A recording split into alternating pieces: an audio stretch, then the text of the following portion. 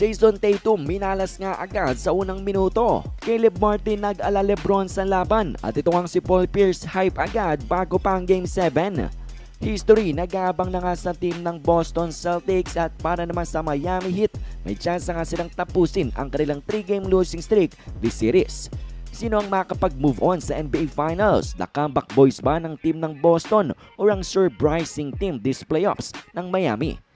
At sa ating first quarter nga mga idol, 4-4-6 agad ang shooting ng Boston sa field para magkaroon ng 9-4 lead sa laban.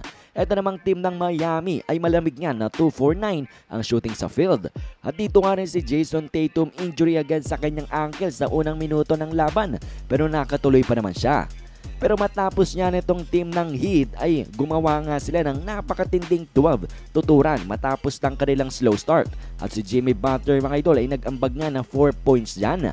At tuluyan na nga nilang kinuha ang momentum sa first quarter ng dahil nga rin sa kanilang magandang depensa. At maganda rin dito ang hesi move ni Jimmy Butler for a layup. At natapos nga ang ating low scoring quarter na may 22-15 lead itong team ng Heat. Second quarter naman natin, pinaabot na nga ng second unit ng team ng Miami ang kanilang kalamangan to 12 points. Sinamantala nga nila ang 0-4-12 shooting ng Boston sa 3-pointers. Pero matapos yan, pumasok naman na ang mga 3-pointers ng team ng Celtics mga idol, kaso binawian nga sila ng Heat ng kanila ring 3-pointers. Pinalobo na nga nila ang kanilang lamang to 17 points. At ito nga si Caleb Martin at si Gabe Vincent, big time game again. Combined for 21 points na agad silang dalawa. Pangsagot nila mga idol sa run na ginagawa ng Boston.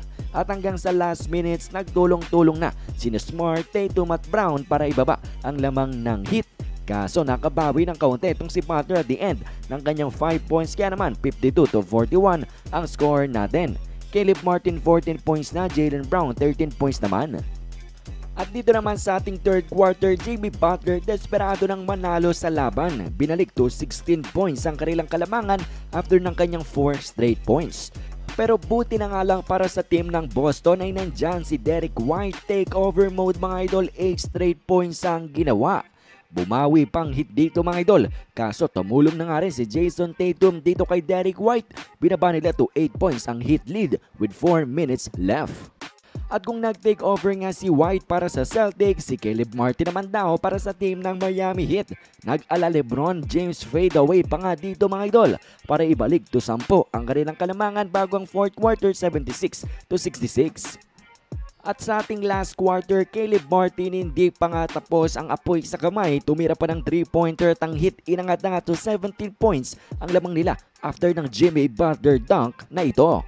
At hanggang sa pinalobo pa nga ng Miami ang lamang nila to 21 points, 94-73 ang score with just 6 minutes left.